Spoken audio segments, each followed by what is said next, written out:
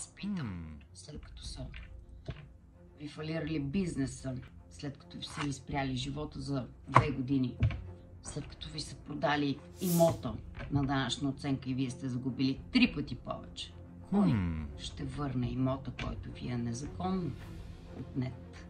Кой ще ви върне разликата между продажбата му на данъчна оценка и на пазарна цена? Кой ще върне безсънните ни нощи? Кой ще върне фалита на фирмата ви? Никой. Защото вземането ви е безспорно.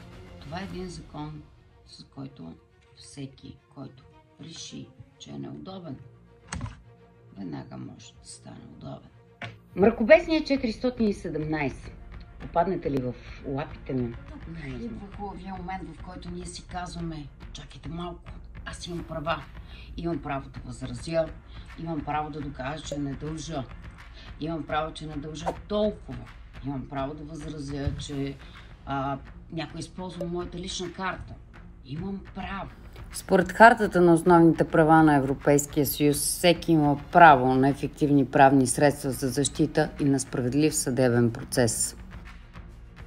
Не, хора, нямаме право.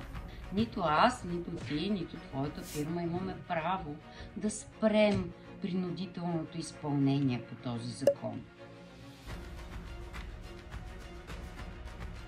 Единственото право, което имаме в момента, в който получаваме този документ, единственото право е да платим. Що е справедлив процес? Правото на справедлив съдебен процес ви гарантира справедливо съдебно производство. Това не означава, че съдът трябва да постанови решение във ваша полза или да се съгласи с вас.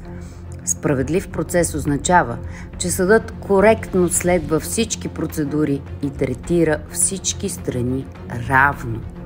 Че самият процес е справедлив и ефективен, независимо от решението и резултата.